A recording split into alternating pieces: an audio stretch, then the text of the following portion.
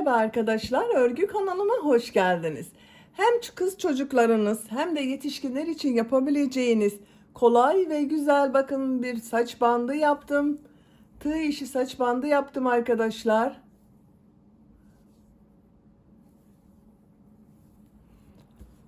Bu saç bandını bir saatte örüp bitirebilirsiniz. Anne kız kombin yapabilirsiniz. Kendiniz için, yetişkin için yapabilirsiniz veya kız çocuklarınıza, torunlarınıza yapabilirsiniz. Saç bandı örgüsünde ben iplik olarak bugün bu ipliği kullandım. Bakın bu kalınlıkta bir iplik. Kullandığım iplik üzerinde 100 gram iplikte 320 metre var. Çok az miktarda iplik kullandım arkadaşlar. Siz tercihinize göre koton iplikler kullanabilirsiniz. Her marka iplik ve renkleri kullanarak bu saç bandını yapabilirsiniz. Simli iplikler ile de çok güzel oluyor. Tığ olarak 5 numara 3 milimetre tığ kullandım.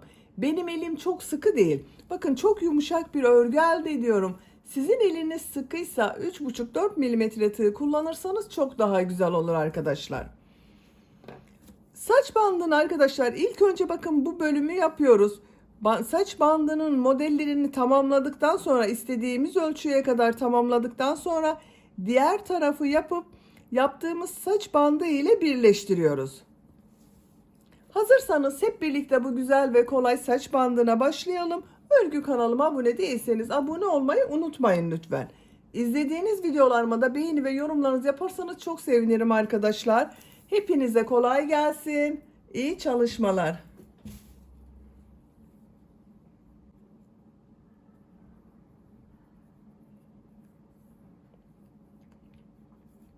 Zincir yaparak başlıyoruz. İlk ilmeği ben bu şekilde yapıyorum.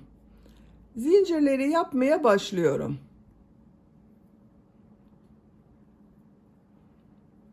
Çok sıkı zincirler yapmıyorum. Tercihinize göre 50 veya 55 zincir yapabilirsiniz. Ben 50 zincir yapıyorum. 50 zincir yaptım. Çok sıkı zincirler yapmadım. Şimdi bu zincirler üzerine ilmek kaydırma yapıyorum. Bir ilmeği atlıyorum. İkinci ilmeğe bakın tığ takıyorum. İlmek kaydırma yapıyorum.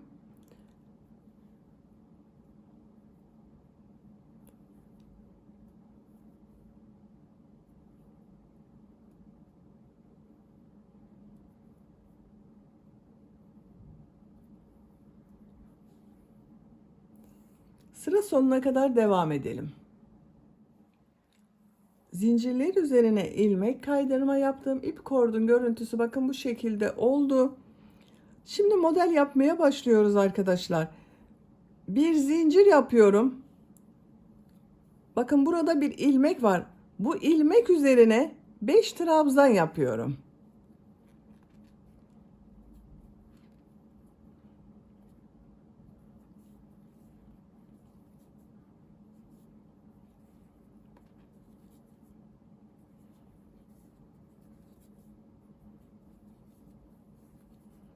Beş trabzan yaptım. Bir zincir yapıyorum. Örgüyü çeviriyorum. İlk ilmeğe 2 trabzan yapıyorum.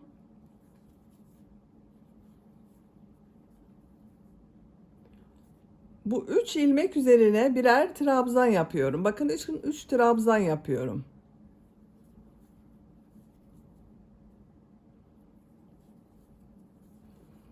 Üç trabzan yaptım. Bu son ilmeğe 2 trabzan yapıyorum.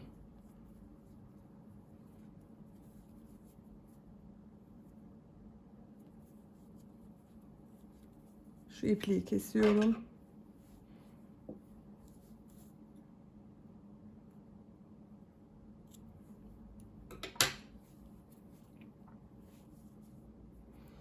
Bir zincir yapıyorum. Örgüyü çeviriyorum. Bakın bu bir sıra üzerinde 7 trabzan oldu. Sıra başında ve sıra sonunda birer trabzan fazla yaptık. Bu ilk ilmeğe 2 trabzan yapıyorum. Beş trabzan yapıyorum.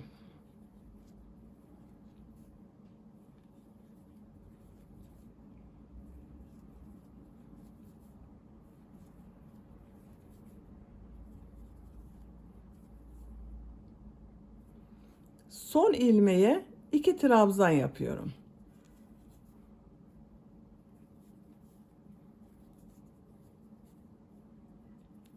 Bakın bu şekilde oldu. Bu bir sıra üzerinde 9 trabzan var. Bir zincir yapıyorum. Örgüyü çeviriyorum. İlk ilmeğe 2 trabzan yapıyorum.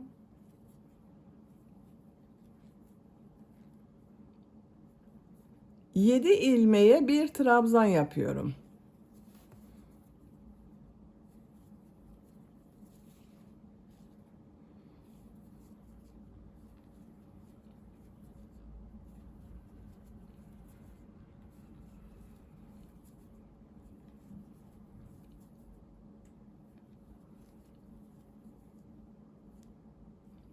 Son ilmeğe 2 trabzan yapıyorum. Bir zincir yapıyorum, örgüyü çeviriyorum. Bu bir sıra üzerinde 11 trabzan oldu. Bu trabzanları burada bitiriyorum. Bakın tığ üzerine iplik alıyorum. Şu bir, iki ilmeği atlıyorum. Üçüncü ilmeğe 5 trabzan yapıyorum.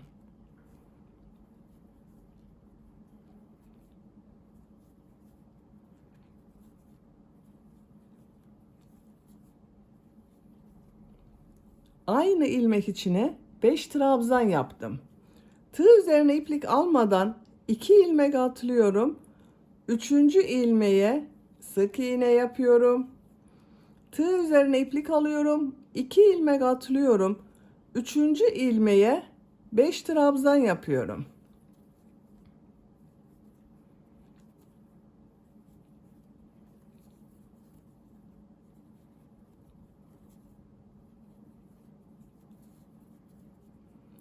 Tığ üzerine iplik almadan bakın 2 ilmek atlıyorum. Bu son ilmeğe ilmek kaydırma yapıyorum. Görüntüsü bu şekilde oldu.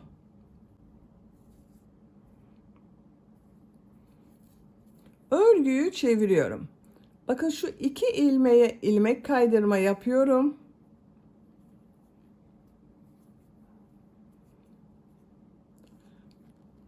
Üçüncü ilmeğe ilmek kaydırma yaptım. Buraya 3 zincir yapıyorum. Aynı ilmeğe bir trabzan yapıyorum. 3 zincir ile birlikte 2 trabzan oldu. 2 zincir yapıyorum. 2 trabzan yapıyorum. Bakın 2 trabzan, 2 zincir, 2 trabzan yaptım. 8 zincir yapıyorum.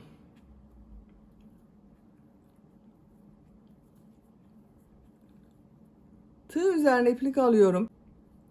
Bakın burada 5 trabzan yaptım aynı ilmek içine. Burada 1, 2 ilmek atlıyorum. Ortada bulunan 3. ilmeğe 2 trabzan, 2 zincir, 2 trabzan yapıyorum.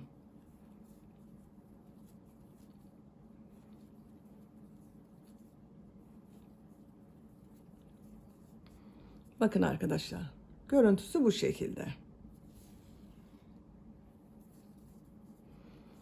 3 zincir yapıyorum. Örgüyü çeviriyorum. Bu 2 zincirli boşluğa 2 trabzan, 2 zincir, 2 trabzan yapıyorum.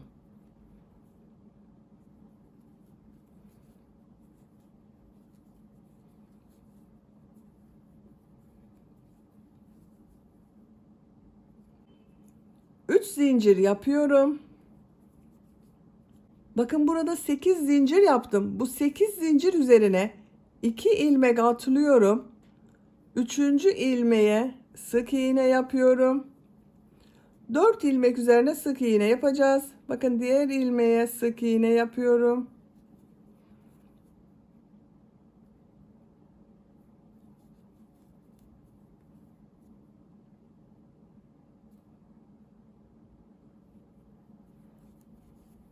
Dört sık iğne yaptım. Bakın burada 2 ilmek boş kaldı arkadaşlar.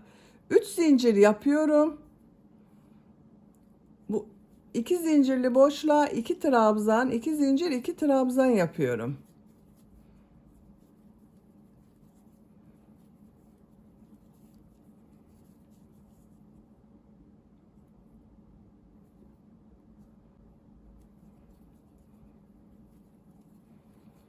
3 zincir yapıyorum.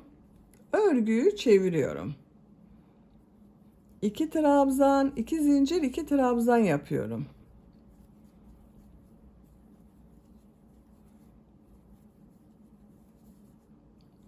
Üç zincir.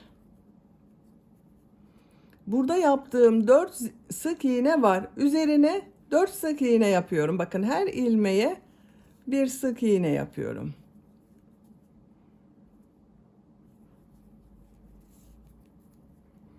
Üç zincir. 2 trabzan, 2 zincir, 2 trabzan yapıyorum.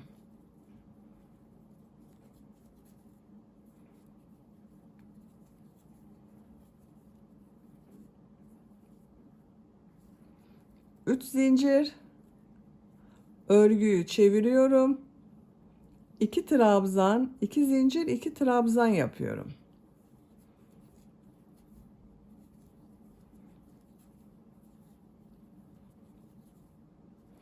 Üç zincir. 4 ilmeğe sık iğne yapıyorum. 4 sık iğne bakın.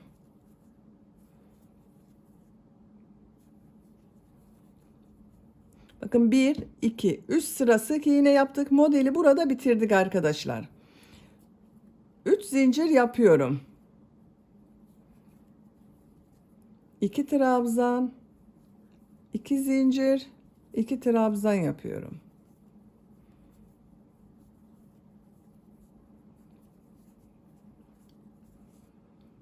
Şimdi diğer model kurulumunu yapacağız.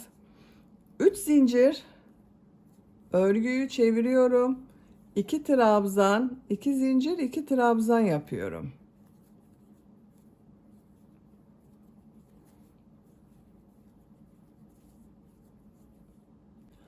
Şimdi burada ikinci model kurulumunu yapacağız.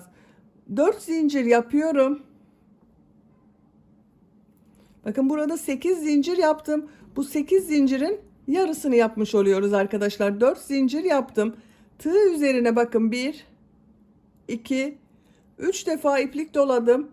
Tığ üzerindeki iplik ile birlikte 4 ilmek var.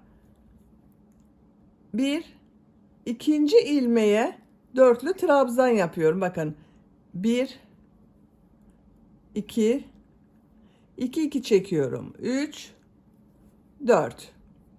Tekrar tığ üzerine bakın 3 defa iplik doluyorum. Diğer ilmeğe tığ takıyorum. Yine dörtlü trabzan yapıyorum.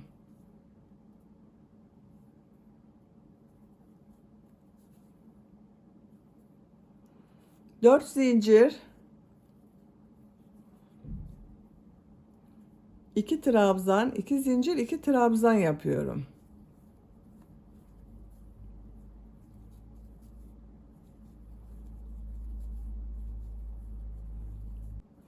Üç zincir, örgüyü çeviriyorum. 2 trabzan, 2 zincir, 2 trabzan yapıyorum.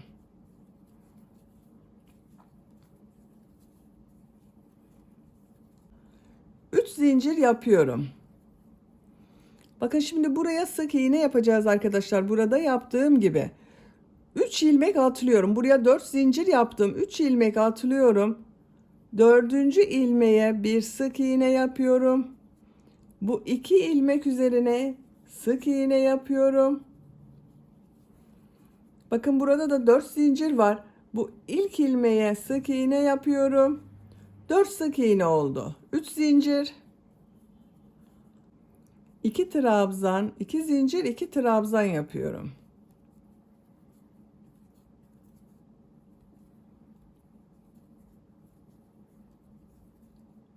Dönüş için 3 zincir yapıyorum. Örgüyü çeviriyorum. 2 trabzan, 2 zincir, 2 trabzan yapıyorum. Bakın bu kenarlar hiç değişmiyor arkadaşlar. 2 trabzan, 2 zincir, 2 trabzan yapıyoruz. Dönüşlerde 3 zincir yapıyoruz. 3 zincir yapıyorum. 4 ilmeğe sık iğne yapıyorum.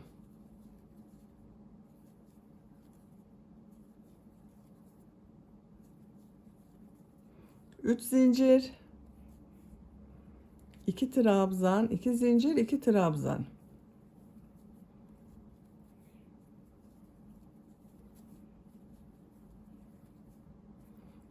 3 zincir, örgüyü çeviriyorum. 2 trabzan, 2 zincir, 2 trabzan.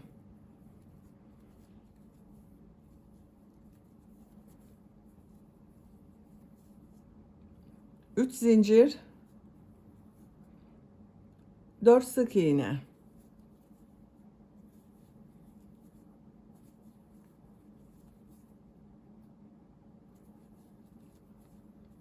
3 zincir,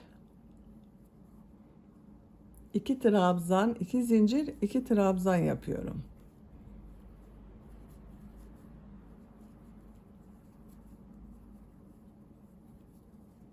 Bakın ikinci modeli de bitirdik. Görüntüsü bu şekilde oldu bakın arkadaşlar.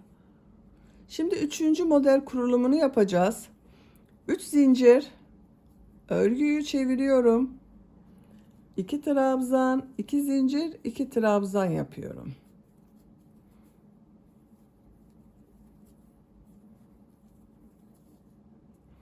Bakın burada 4 zincir yapıyorum. Tığ üzerine 3 defa iplik doluyorum. Tığ üzerinde 4 ilmek görünüyor bakın. Bir ilmeği atlıyorum. İkinci ilmeğe dörtlü trabzan yapıyorum. 1 2 3 4. Tekrar 3 defa iplik doluyorum. İkinci ilmeğe dörtlü trabzan yapıyorum.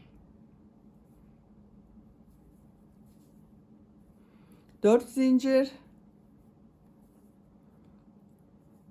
2 trabzan, 2 zincir, 2 trabzan.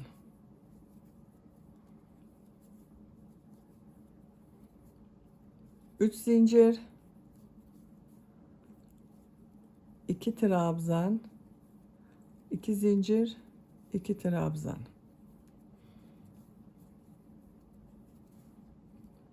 Üç zincir. Bakın 3 ilmek atlıyorum. Dördüncü ilmeğe sık iğne yapıyorum. 2 ilmeğe sık iğne yapıyorum. Bu ilk ilmeğe sık iğne yapıyorum. 4 sık iğne oldu. 3 zincir, 2 trabzan, 2 zincir, 2 trabzan.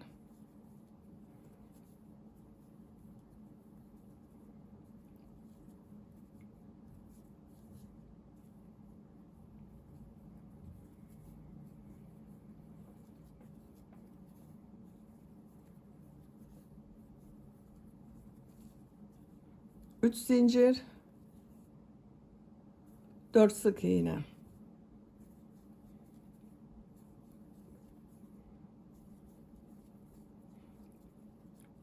Üç zincir, 2 trabzan, 2 zincir, 2 trabzan.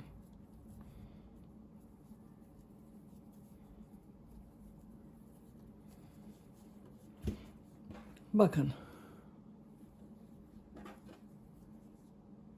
Bu şekilde devam edecek arkadaşlar. Şaşırdığınız yerde videoyu geriye alarak bakabilirsiniz. Yapacağınız ölçüye göre bu modelleri istediğiniz sayıda yapabilirsiniz. 6 model yapabilirsiniz, 7 model yapabilirsiniz, 8 model yapabilirsiniz. İplik kalınlığına göre de bu model sayısı farklı olur. Yapacağınız ölçüye göre bandana örgüsüne devam edelim. Bandana örgüsünü 8 model yaptım. 1, 2, 3, 4, 5, 6, 7, 8. Bakın burada 3 sık iğne yaptım, bitirdim arkadaşlar.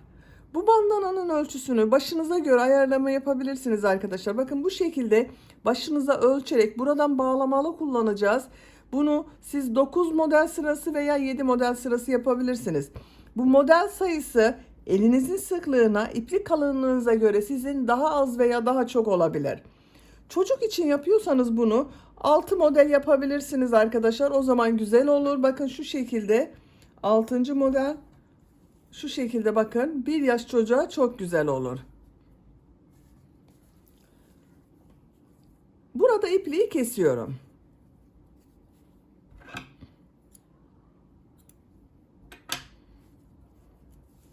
Buraya bu başlangıçta yaptığımız gibi bakın bu bölümünü yapacağız.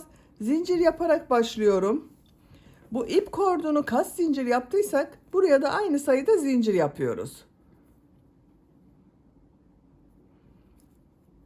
50 zincir yaptım. 50 zincir yapalım. 50 zincir yaptım.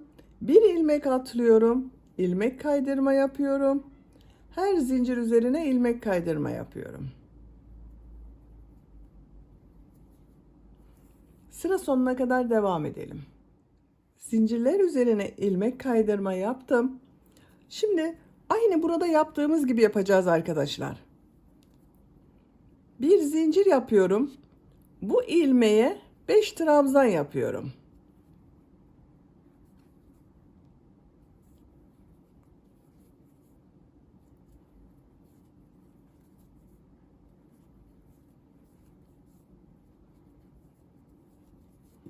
Beş trabzan yaptım. Bir zincir yapıyorum. Örgüyü çeviriyorum. Bu ilk ilmeğe 2 trabzan yapıyorum.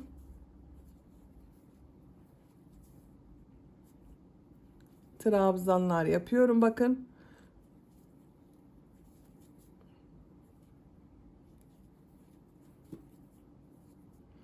Bu son ilmeğe 2 trabzan yapıyorum. 1, 2, 3, 4, 5, 6, 7 trabzan oldu. Bir zincir yapıyorum.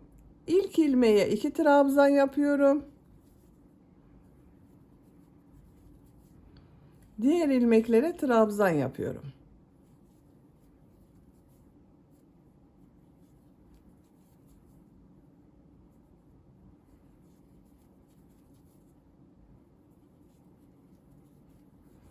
Bakın 5 trabzan yaptım. Son ilmeğe 2 trabzan yapıyorum.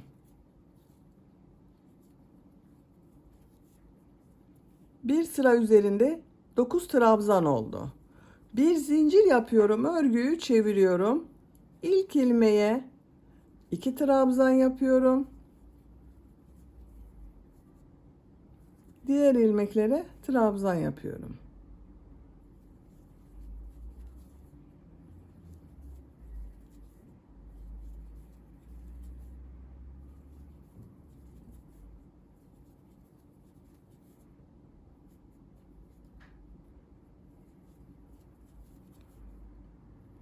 Son ilmeğe 2 trabzan yapıyorum.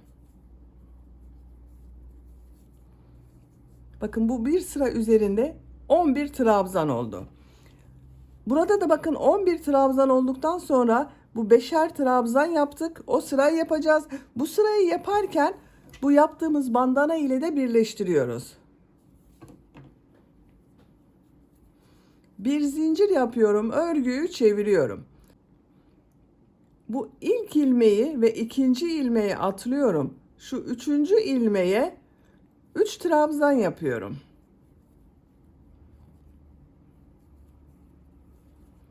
Bakın 3 trabzan yaptım. Burada şimdi bu bandana ile birleştireceğiz arkadaşlar.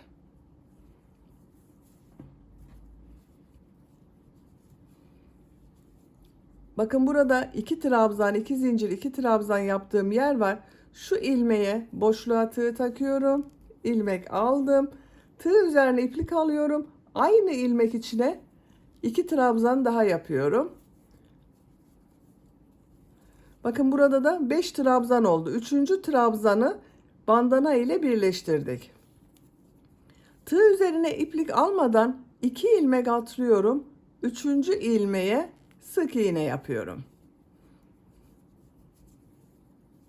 Tığ üzerine iplik alıyorum. 2 ilmek atlıyorum. Bu ilmeğe 3 trabzan yapıyorum.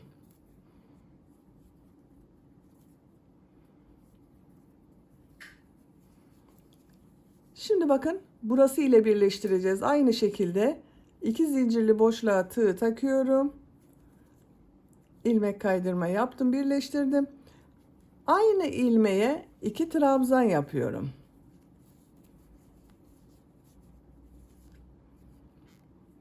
Tığ üzerine iplik almadan son ilmeğe ilmek kaydırma yaparak bitiriyorum. Bakın. Başlangıç gibi oldu aynı arkadaşlar. İpliği kesiyorum.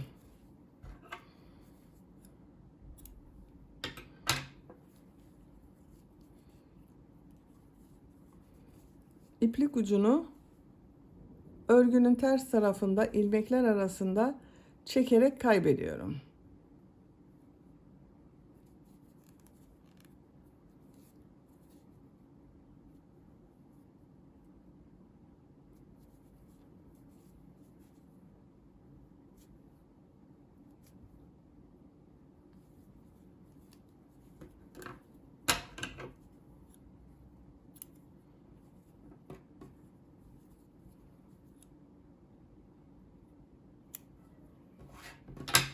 Bakın bandanayı bitirdik. Çok güzel oldu.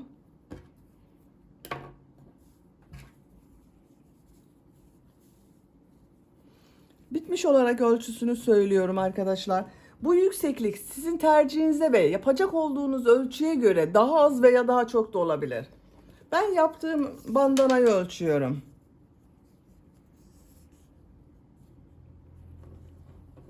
43 santimetre uzunluk var bakın.